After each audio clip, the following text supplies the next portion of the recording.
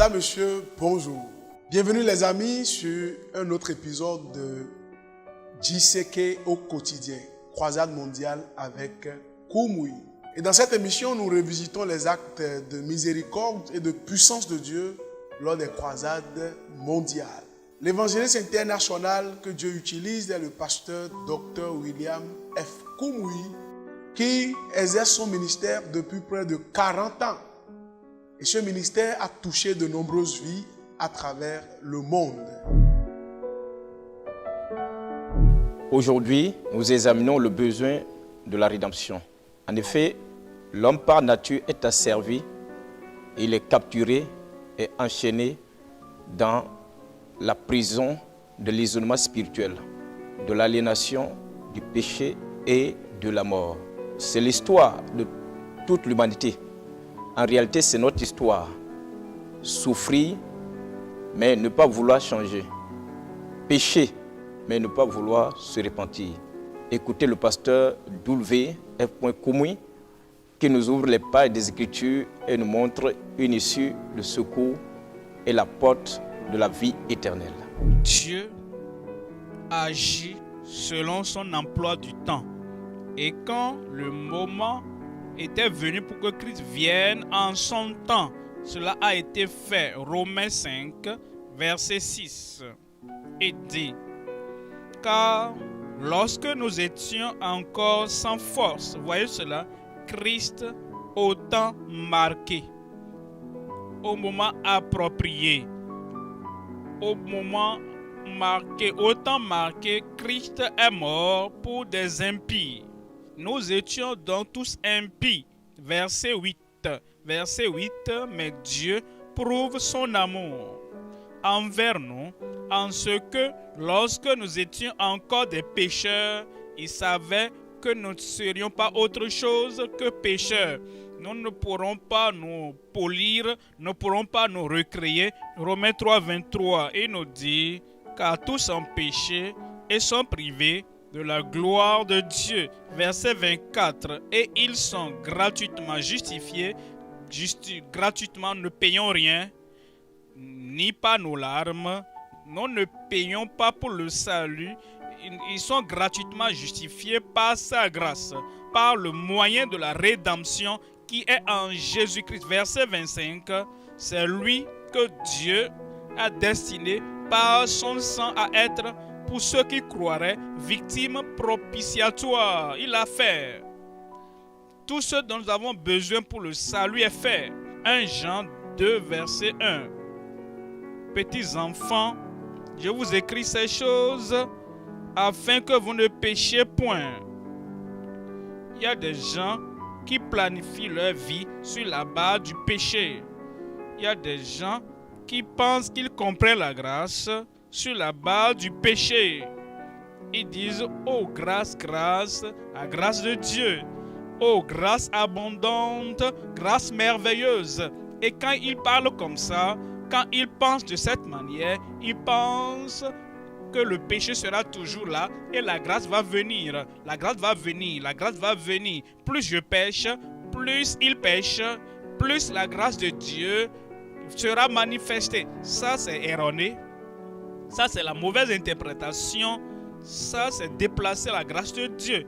Il ne veut pas que nous péchions. Il dit, mes petits enfants, je vous écris ces choses afin que vous ne péchiez point. Et si, vous marquez ça, et si, c'est pas quand, comme si ça allait arriver à tout le monde. Et lorsque ça arrive, voici ce qu'il faut faire. Il dit, et ça ne doit pas arriver. Et si cela arrivait, pas accident, et si, pas négligence, et si, et parce que vous n'avez pas veillé, et si, normalement, ça ne doit pas se passer. Vous êtes sauvés du péché. Vous n'êtes pas sauvés dans le péché.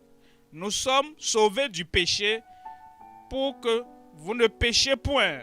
Mais, et si quelqu'un a péché, nous avons un avocat auprès du Père, Jésus-Christ le juste. C'est ce que nous appelons une porte de sortie d'urgence dans la maison, si quelque chose devait arriver, vous ne passez pas par la route normale et la chose disponible, c'est la porte de secours. Rapidement, vous passez par cette porte de secours. Nous n'utilisons pas cette porte de secours comme une chose normale de chaque jour. Quand il y a des incendies, la porte de secours, quelque chose au-delà de votre contrôle, la porte de secours, accident, porte de secours. La porte de secours, et si quelqu'un a péché, nous avons un avocat auprès du Père, Jésus-Christ, le juste. Tite, chapitre 2, 14, qui s'est livré lui-même pour nous, afin de nous racheter. Ça, c'est l'objectif. Il s'est livré lui-même. Il est mort sur la croix. Il a été enseveli. Il est ressuscité encore. Pourquoi? Afin de nous racheter. Ça veut dire quoi? Nous racheter. Afin de nous sortir de là où nous étions pour nous amener là où il est. Afin de nous racheter de toute iniquité. Il y a des gens qui minimisent la puissance du sang de Christ. Et ils négligent la puissance du sang de Christ qui peut sauver, qui peut les racheter. Premièrement, le Christ est venu au bon moment. Notre grand Dieu a décidé de venir au moment ordonné. Au bon moment, au moment parfait. 2. Nous sommes sauvés du péché, pas pour pécher. C'est comme quelqu'un qui saute d'un immeuble et se casse la jambe. Il va à l'hôpital et il est soigné. Et une fois guéri, il retourne sur le toit et saute à nouveau. Pourquoi quelqu'un continuerait-il dans son péché et dans sa souffrance? Troisième leçon, Jésus fournit une porte de secours. Le péché ne doit pas être une habitude. Lorsque nous sommes sauvés du péché, notre vie change, nos valeurs changent, nos désirs et notre nature changent. La porte de secours indique clairement si nous péchons et non quand nous péchons. Selon 1 Jean chapitre 2, le verset 1. Mes petits enfants, je vous écris ces choses afin que vous ne péchiez pas. Je sais que vous êtes fatigués de vivre une vie de péché et que vous êtes prêts à entrer par la porte qui mène à la vie. Tout ce que nous devons faire, c'est de venir à Jésus. Tout comme il est venu à nous, il vous tend la main aujourd'hui pour vous délivrer de vos péchés. Le pasteur Koumoui revient maintenant nous guider dans la prière pour le salut et la guérison. Acceptez dès maintenant l'offre du Seigneur d'être libéré de vos péchés. Seigneur, je crois. Ça, c'est une foi personnelle. Parle au Seigneur là. Je crois. Jésus est venu pour toi. Tu crois qu'il va annuler toutes les condamnations et le châtiment de tes péchés. Maintenant, tu crois que Christ va t'amener dans son royaume maintenant. Oui, Seigneur, je crois. La foi personnelle, la foi personnelle, la foi personnelle. Je crois. Parle au Seigneur, parle au Seigneur. Quiconque invoquera le nom du Seigneur sera sauvé. Ouvre ta bouche et parle au Seigneur. Seigneur, je me détourne de mes péchés. Je me répands de mes péchés. Je suis désolé pour toutes les mauvaises choses que j'ai faites. Même si j'avais essayé de changer, je n'ai pas pu. Mais je te fais confiance et je crois en toi. Seigneur, je crois. Comme tu crois, le fait de ton salut sera confirmé maintenant. Comme tu es debout, je vais prier avec toi, Père. Au nom de Jésus, je prie pour tous ceux-là, jeunes, vieux, hommes et femmes, filles et garçons, qui donnent leur vie au Seigneur Jésus-Christ maintenant. comme leur foi personnelle dans le fait présent de ce que quiconque invoquera le nom du Seigneur sera sauvé, que ton salut soit pour eux maintenant au nom de Jésus. Que le pardon leur parvienne maintenant au nom de Jésus. Que ton esprit rende témoignage dans chacun de leurs cœurs maintenant qu'ils sont sauvés au nom de Jésus. Seigneur, nous te remercions pour la confirmation. Nous savons que la foi présente, la foi personnelle et le fait présent aura d'effet dans chacune de leurs vies et chacun aura son salut et tous ceux qui ont cru maintenant au nom de Jésus. Nous te remercions pour l'exaucement. Au nom de Jésus, nous prions. Tu lèves une main et tu mets l'autre main là où tu as le problème, Père. Au nom de Jésus. Nous te remercions pour ta compassion qui ne peut faillir, ton amour qui ne peut faillir, ta puissance qui ne peut faillir, ta miséricorde qui ne peut faillir, et la puissance de guérison, la vertu de guérison qui ne peut faillir. J'amène tous ceux qui sont malades, tous ceux qui ont des problèmes, tous ceux qui ont des infirmités, tous ceux qui ont des douleurs, tous ceux-là qui ont des maladies incurables ici ou là-bas, n'importe où ils se trouvent connectés maintenant, je prie que la main puissante de Christ, la touche de guérison sur vous maintenant au nom de Jésus. La touche divine sur ton corps, la touche céleste sur ton corps, la touche de guérison sur ton corps. Je prie, Seigneur, de la tête jusqu'à la plante des pieds, que la puissance de guérison vienne sur eux maintenant. Guéris-les au nom de Jésus. Lèpre disparaît. Maladie de la peau disparaît. Goitre disparaît. Aveuglement disparaît. Cancer disparaît. Ulcère disparaît. Éléphantiasis disparaît. Toute maladie, insanité, folie, je vous commande, sortez au nom de Jésus. Seigneur, n'importe où, partout, manifeste ta puissance. Donne à chacun un témoignage de sa guérison, témoignage de délivrance, de solution à tout problème au nom de Jésus. Merci Seigneur. Merci Seigneur. Merci Seigneur. C'est fait. Au nom de Jésus, nous prions. C'est fait là-bas. Vérifie-toi. Le miracle est là. Merci mes chers amis de nous rejoindre à nouveau aujourd'hui et faire partie de GCK au quotidien. Restez en contact avec nous sur toutes nos plateformes de médias sociaux. Eh bien, nous sommes impatients de nous connecter avec vous, comme vous participez de par le monde entier à la prochaine croisade mondiale. Merci.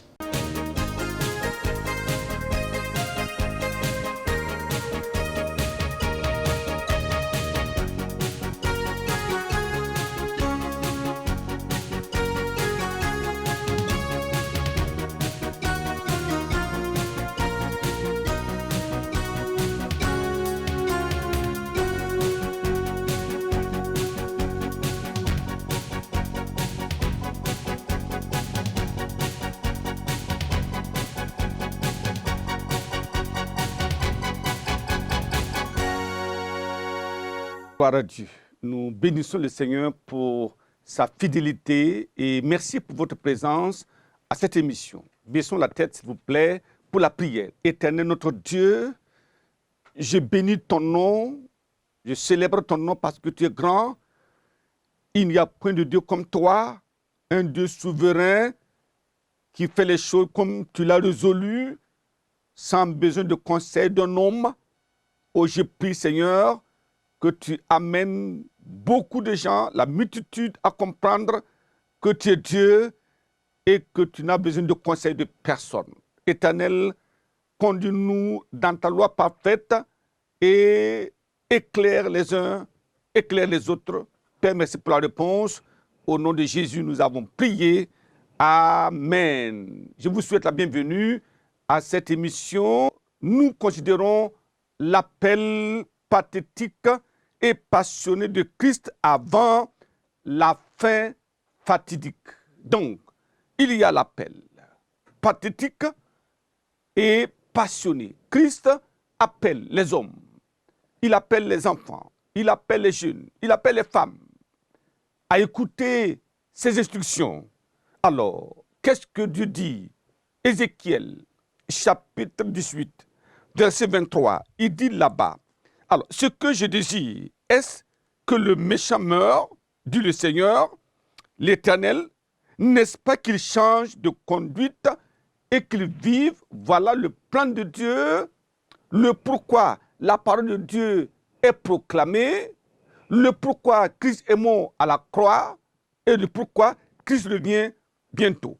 Alors, dans la série précédente, après avoir averti l'Église du danger de mener une vie de désordre sans sainteté, Christ a lancé un appel pressant aux chrétiens contemporains menant une vie d'hypocrisie, alors de vite se ressaisir avant son retour imminent. Alors, dans cette série numéro 9, Christ se tourna vers, oui, le monde fasciné par Satan. C'est Satan qui a troublé le monde entier à travers ses ruses et menant une vie de perversité sans égale, alors lance un appel pathétique et de compassion de quitter ce navire naufragé, dont la ruine sera soudaine et incalculable. Alors, Christ aussi se tourne et pointe du doigt, oui, ceux qui avaient goûté à la bonté de Dieu, c'est-à-dire les rétrogrades, ceux qui étaient sanctifiés par le sang de Jésus et qui sont retournés en arrière, oui, et qui se sont détournés encore de la foi à cause de ce monde pervers au regard du grand risque de s'y attarder. Alors, cette conclusion de la série contient 3 éléments importants, lesquels, premièrement, les prophéties ramenées au présent pour convaincre les cœurs les plus endurcis. Deuxièmement, le plaidoyer de Christ auprès de ceux qui ont des oreilles mais qui n'entendent pas. Et troisièmement, nous parlons de la possibilité de quitter le feu ardent pour la cité dorée de Dieu. Alors, première partie, les prophéties ramenées au présent pour convaincre les cœurs les plus endurcis. La Bible dit, Apocalypse chapitre 1, et le verset 1 nous dit ceci, verset 1, il dit, révélation de Jésus-Christ que Dieu lui a donné pour montrer, oui, à ses serviteurs les choses qui doivent arriver bientôt et qu'il a fait connaître par l'envoi de son ange à son serviteur Jean. Donc, vous voyez, des choses qui doivent arriver et il a fait connaître. Donc, il a ramené dans le présent. Regardez, le programme immuable de Dieu annoncé depuis le jardin d'Éden a été ramené dans le présent par Christ. Pourquoi? Pour convaincre les plus incrédules de ce qui se passera alors sur la terre et dans le ciel en ces temps de la fin. Apocalypse chapitre 22, le verset 6. Apocalypse 22, verset 6. Et il me dit, ces paroles sont certaines et véritables, et le Seigneur, le Dieu des esprits des prophètes, a envoyé son ange pour montrer à ses serviteurs les choses qui doivent arriver bientôt. Voilà ce que le Seigneur dit. Alors, vous voyez, l'apôtre Jean a été enlevé au ciel, oui, où Christ lui montra quoi? Premièrement, il lui montra la vision de la préparation du jugement au ciel. Alors, un fenêtrage. Et il a vu le jugement, la préparation, comment le Seigneur lui-même, les trônes seront élevés. Et que, voilà. Donc, tout ça, il a vu comment la préparation allait avoir lieu. Deuxièmement, alors, il a montré les stratégies criminelles de Satan contre les hommes. Il a montré comment, pourquoi aujourd'hui, Satan amène les gens à pécher. Lorsque tout sera fini, alors les gens connaîtront ce diable méchant, cruel, à travers des activités et des atrocités incroyables. Troisièmement, alors il a montré la colère punitive de Dieu, parce qu'il va punir alors les impénitents, alors qu'au même moment, un cantique solennel serait entonné au ciel. Alors, quatrièmement, alors, la neutralisation alors, de Satan et les forces du mal sur la terre. Dieu va faire silence. Satan neutralisé, les démons neutralisés. Et cinquièmement, il a montré à Jean la restauration de la terre et le règne millénaire terrestre de Christ. Tout a été montré, comment les choses allaient changer, la restauration de la terre et tout cela. Alors, sixièmement, il a montré la condamnation effroyable, oui, des pécheurs impénitents dans le feu de l'enfer. Comment les gens allaient être jetés dans le feu ardent de l'enfer et sans pitié parce qu'ils ont rejeté le salut, la rédemption, ils ont rejeté la parole de Dieu, ils ont rejeté la main tendue de Dieu. Alors, septièmement, alors il a montré à Jean et à chacun de nous des choses extraordinaires. L'entrée triomphale des rachetés de Dieu dans le nouveau ciel et la nouvelle terre éclatante et écarlate et indescriptible. Ça sera fantastique. Je prie que vous soyez là et que je sois là aussi et que nous puissions dire, je me rappelle, nous nous rappelons que la grâce de Dieu soit accordée à chacun de vous au nom de Jésus. Toutes ces choses vécues en direct par Jean l'apôtre était un fenêtrage des choses à venir pour permettre aux hommes et aux femmes de se convaincre de ce qui se produira lorsque Dieu décidera de mettre un terme à toute l'abomination de cette génération perverse et corrompue. Deuxième partie, les plaidoyers de Christ auprès de ceux qui ont des oreilles mais qui n'entendent pas. Vous vous rappelez, Christ, pendant son ministère terrestre, il a dit ceci, Matthieu chapitre 13, le verset 43, « Alors les justes resplendiront comme le soleil dans le royaume de leur Père, que celui qui a des oreilles pour entendre, entende. » Il le disait en ce moment. Mais maintenant, il était mort, il est ressuscité, il est monté au ciel, et quand il a appelé l'apôtre Jean, il a clôturé alors l'Apocalypse en disant ceci, Apocalypse chapitre 22, verset 11, que celui qui est injuste soit encore injuste. Vous avez entendu, vous avez vu, si vous voulez continuer, il n'y a aucun problème. Alors que celui qui est souillé se souille encore, vous n'avez pas de problème, vous savez pourquoi, vous savez la destination, continuez. Il dit maintenant, et le juste pratique encore la justice, vous qui avez entendu, qui avez cru, qui avez accepté, continuez dans la justice. Et que celui qui est saint se sanctifie encore. Chaque jour, Seigneur, je vais être plus saint. Chaque jour, plus saint. Parce que nous attendons un événement inchangeable, immuable, qui va étonner toute la terre entière. Alors, voilà pourquoi il dit maintenant, dans Apocalypse, chapitre 22, verset 12, « Voici, je viens bientôt et ma rétribution est avec moi pour rendre à chacun selon ce qu'est son œuvre. » Dieu dit, Jésus dit, il vient bientôt. C'est que cela. Quelle parole prophétique. Vous connaissez maintenant la vérité et la balle est dans votre camp. Alors, ce qui se passera nous a été ramené sous nos yeux. C'est cela. Pour que personne ne dise, je ne savais pas. Alors, comme disait l'apôtre Paul, dans Actes des Apôtres, chapitre 20, verset 26. C'est pourquoi je vous déclare aujourd'hui que je suis pur du sang de vous tous. Après avoir déclaré tout le conseil de Dieu, Paul dit, je suis pur du sang. Jésus a tout étalé. Vous avez vu, vous avez entendu. Troisième partie, la possibilité de quitter le feu ardent pour la cité dorée de Dieu. Voyez, l'alternative est là. Il y a la possibilité. Vous n'êtes pas condamné. Personne n'est condamné pour le moment. Alors, Apocalypse chapitre 21, le verset 27, il dit, il n'entrera chez elle rien de souillé. Ça c'est clair. Personne ne peut changer ce plan de Dieu, ni personne qui se livre à l'abomination et au mensonge. Il n'entrera que ceux qui sont écrits dans le livre de l'agneau. Dans le livre de vie de l'agneau. C'est clair. Le processus est établi. Aucun impur, aucun menteur, aucun souillé ne peut entrer là-bas.